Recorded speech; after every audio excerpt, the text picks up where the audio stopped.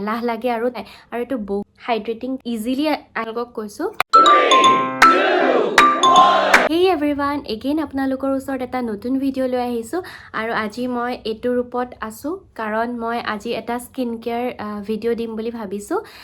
Skin care হ'ব, এটা হৈছে তো মেকআপ ৰিমুভ কৰাৰ ওপৰত আৰু এটা হ'ব মানে উইণ্টাৰ ছিজনত যিহেতু স্কিনটো বহুত ড্ৰাই হৈ যায়, চ' তাৰ কাৰণে ঘৰত বনোৱা এটা ফেচ পেক।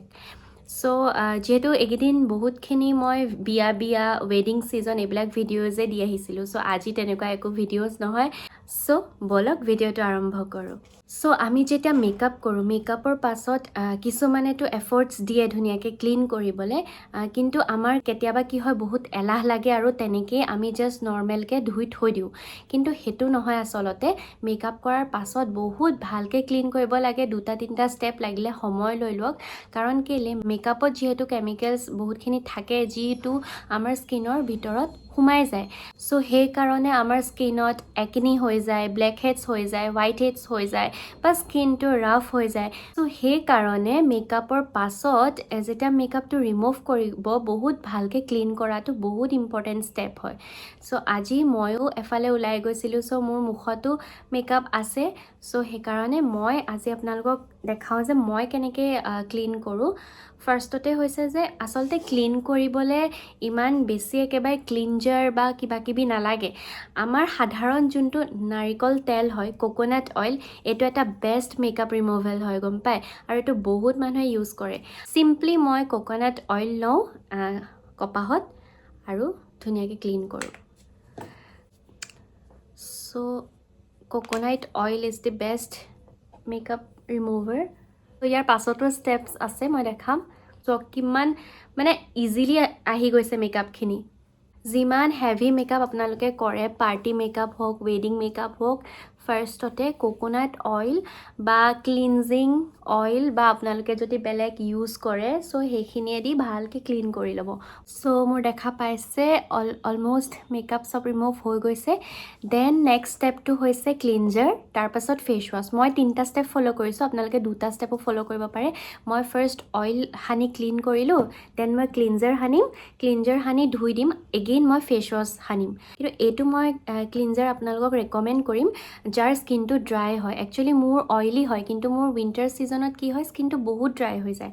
চ' এইটো হৈছে চেৰাভে হাইড্ৰেটিং ক্লিনজাৰ আৰু এইটো ডাৰ্মেটলজিষ্ট এপ্ৰুভড হয়, ফ্ৰেগ্ৰেন্স ফ্ৰী, বহুত ভাল হয় for normal to dry skin. So' মই লিংকটো ডিছক্ৰিপশ্যনত দি দিম। চ' ক্লিনজাৰে বহুত ভালকৈ মাছাজ কৰিব ফেচটো, যাতে অলপো থাকি নাযায় পাৰ্টিকলছ মেকআপৰ। চ' স্কিনখনক ইমানটো এফৰ্টছটো দিবই লাগিব। পানী খোৱাটো বহুত জৰুৰী হয় স্কিনৰ কাৰণে। চ' ক্লিনজাৰটো কৰিলোঁ মই। ক্লিনজাৰ কৰাৰ পাছত মই অলপমান ফেচ ৱাছ কৰি আহিম। চ' মই মুখখন ধুই আহিলোঁ। ক্লিনজিং যোনটো পাৰ্ট হয় সেইটো আপোনালোকে স্কিপো কৰিব পাৰে, কিন্তু মই ক্লিনজাৰটো কৰিছোঁ। এইটো ক্লিনজাৰ কৰিলোঁ। এতিয়া মই ফেচ ৱাছ কৰিম। মই বৰ্তমানটো মামা আৰ্থৰ T tree face wash use কৰি আছোঁ, কাৰণ মোৰ স্কিনটো অইলি হয়।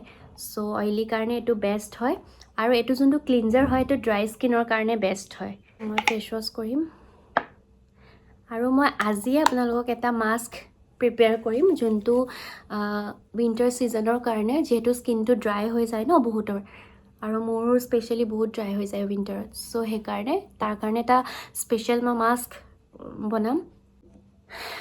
চ' মোৰ ফেচটো ধুনীয়াকৈ ফেচ ৱাছ কৰি ক্লিন কৰি আহিলোঁ। চ' মই এতিয়া এটা ফেচ মাস্ক লগাম, কাৰণ মই বহুত দিনৰ পৰা তেনেকৈ ফেচ মাস্ক লগোৱা হোৱা নাই। চ' নিজে ঘৰত বনোৱা যোনটো ফেচ মাস্ক হয় সেইটো বেছি বেনিফিচিয়েল হয় মই ভাবোঁ। চ' সেইকাৰণে মই মাজে মাজে লগাওঁ।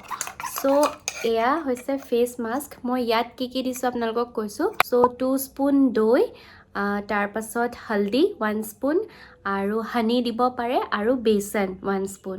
চ' গোটেইসোপা মিক্স কৰিব।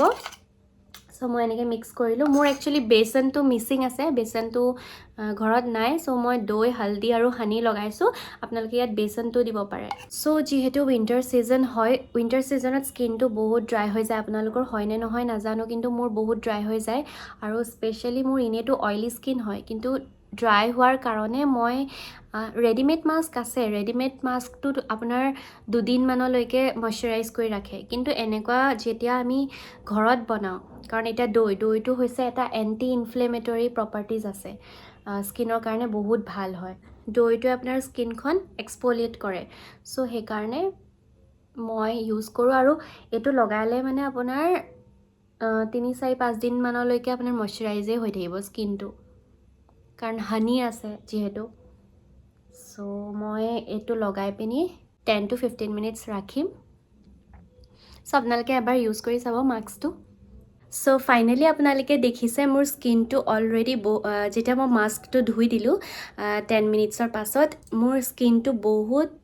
প্লাম্পি সফ্ট আৰু হাইড্ৰেটিং মানে ফিল হৈছে চ' আপোনালোকে নিশ্চয় ট্ৰাই কৰিব এই হোম ৰেমেডিটো স্পেচিয়েলি ড্ৰাই স্কিনৰ বাবে আৰু উইণ্টাৰত যাৰ ড্ৰাই মানে হৈ যায় স্কিনটো বহুত মইশ্চাৰাইজ কৰি দিয়ে আপোনালোকে এক্সট্ৰাকৈ মইশ্চাৰাইজাৰ নলগালেও হৈ যাব আৰু মাস্কটো ধোৱাৰ পাছত এগেইন ফেচ ৱাছ নকৰিব মাস্কটো ধোৱাৰ পাছত জাষ্ট পানীয়েদি ৱাছ কৰিব দেন এনেকেই ৰাখি থ'ব আৰু মই যোনটো ফেচ মাস্ক লগাইছিলোঁ তাৰ আপোনালোকৰ যোনকেইটা ইনগ্ৰেডিয়েণ্টছ মই দেখাইছিলোঁ যেনেকৈ দৈ অলৰেডি চবেই জানে চাগে দৈ কিমান এণ্টি ইনফ্লেমেটৰী প্ৰপাৰ্টিজ আছে আৰু বহুত নৰিছ কৰি দিয়ে স্কিনটো আৰু যোনটো টাৰ্মেৰিক মানে হালদিটোতো জানেই এণ্টি অক্সিডেণ্ট প্ৰপাৰ্টিজ আছে স্কিনৰ কাৰণে কিমান ভাল আৰু কিমান হেল্ডি হয় আৰু প্লাছ হানিটোতো মইশ্চাৰাইজ কৰি দিয়ে আৰু পাৰিলে বেচন এড কৰিব পাৰে বা নকৰিবও পাৰে এইটো আপোনালোকৰ চইচ চ' আপোনালোকে ডেফিনেটলি ট্ৰাই কৰিব আৰু নিজৰ স্কিনখন কেয়াৰ কৰিবলৈ নাপাহৰিব আৰু পানী খাই থাকিব আৰু বি হাইড্ৰেটেড অলৱেজ চ' আজিলৈ আহিছোঁ বাই